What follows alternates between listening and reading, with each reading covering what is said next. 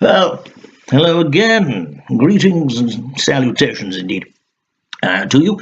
It's a fine day, fine day now. We're getting towards the springtime, which is very nice.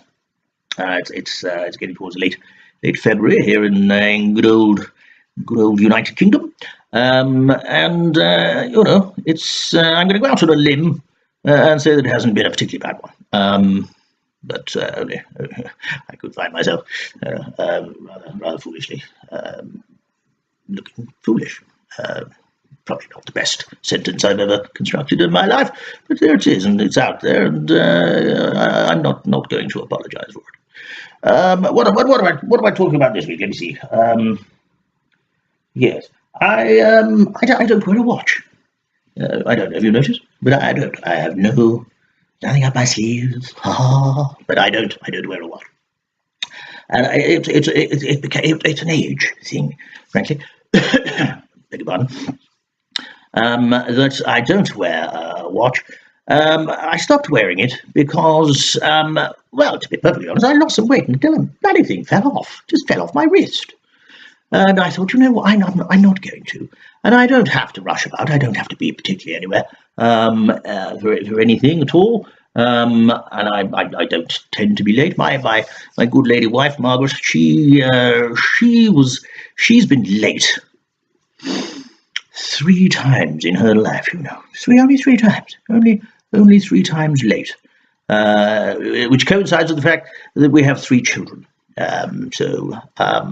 I'll leave you to draw your own conclusions there. Wonderful woman, though, Margaret. Absolutely a rock, an absolute rock. Couldn't live without her. I'd be lost without her. In fact, quite literally, I'd be lost without her. Because having time on my hands, being tired and what have you, I often go wandering. I go for a stroll.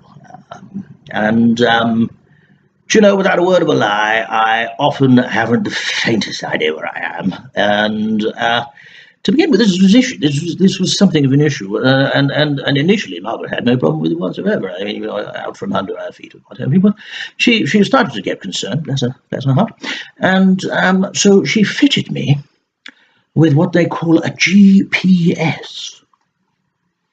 So she always knows where I am, and so when I say I'd be lost without her, I mean quite literally. I wouldn't have a clue. I'd just be wandering about. And I could have been wandering about for some considerable time, starving to death, possibly having to forage for things, perhaps even stooping to minor theft. I don't know. Never stolen anything, actually. Perhaps I should give it a try. No. Maybe not. So yes, that's it. So I don't wear a watch anymore. Indeed, although Margaret, never Madge. Never call her Madge. She doesn't like it. Called her Madge once, not long after we met, actually, and she hit me in the head with a hammer. At least I think that's what she did. I've had terrible problems with my memory ever since, so I'm not entirely sure whether that is the case. She might have just tapped me on the shoulder, but I've reconstructed perhaps a memory of her hitting me with a hammer. Sometimes it's a mallet, and occasionally it's a kipper. So maybe that's just an absolute concoction. Kipper, you see, we're back on food. We food last week and the week before. It's a recurring theme. Well, we all need it. Can't live without it. Sad to say, it's true. And don't forget carrots. Definitely food stuff, carrot. So yeah, so I don't bother, and I don't bother with time.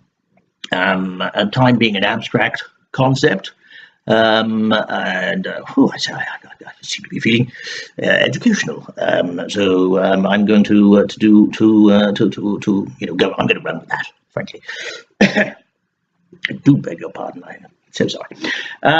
So yes, time is just a maelstrom. It's an abstract concept. Is there such a thing as time, or have we just labelled everything with, you need to be here for that, you need to be there for that, various things like if your heart stops for a certain amount of time, then you'll die.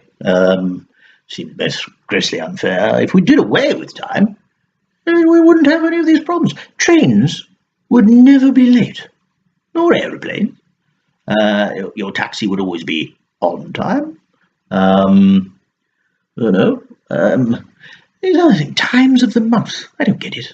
That doesn't make any sense. Newspaper, the Times. Well, you would have to rename it. So maybe, possibly not getting a vote from the Fleet Street folks. Not that anybody's on Fleet Street anymore. Mostly coffee shops now, I think. Do you know, the more I'm talking about this, the more I'm starting to realise I'm even boring myself right now. So I can only imagine where you're probably falling asleep. So let's see if we can talk about something else for the few minutes that I have remaining. Why do we put a timer on this? So you're back to time there, is he? Boris's bloody fault. There's a lot of things that are Boris's bloody fault, to be perfectly honest with you. Shut up. Oh, you got a ball. Oh, well done. Last week I suggested you go play with the ball. 47. Because it was bothering me. It's bothering me a great deal. And now he's got himself a ball. It's about this big. Not that big. There we are, and just bouncing it. It's lovely. So I'm gonna go with her. Somebody, I've started getting correspondence, questions actually, from you folk out there who have been watching this on your tube, and so I thought I might take a couple of minutes just to answer one or two. Somebody said to me here,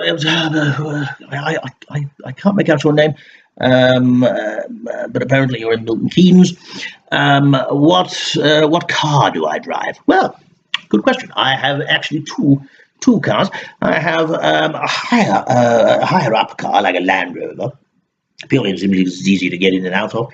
I also have a Porsche 911, which I bought quite recently as a little toy for myself. And the reason I tell you I bought this is because my hobby, apart from playing golf and various other things that me and Monty get up to, is outside of this environment and outside of family and friends and whatever, is to be a cantankerous old git. And in a Porsche 911, what I do is, there's a devil of a thing to get in and out of, obviously, by it.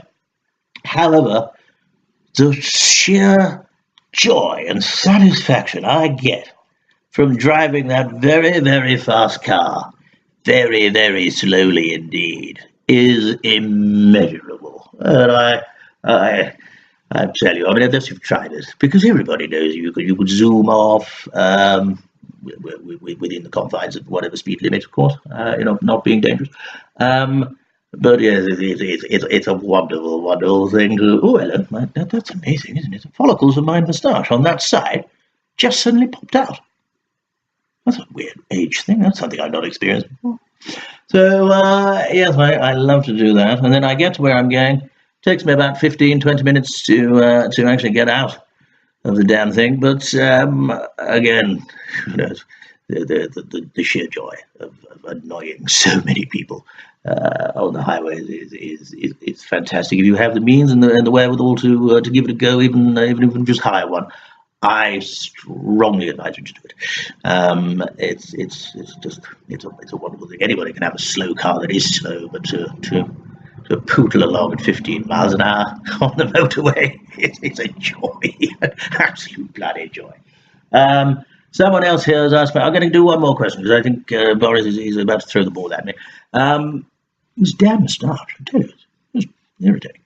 How old am I? Well, I've long since stopped counting, to be fair, but I've passed the point of actually having enough room on the cake for the necessary number of candles. There tends to be one, and I don't blow the candle out because I find that I have problems with my controlling my saliva, so I just end up spitting all over the cake, just covering the whole lovely icing with drool.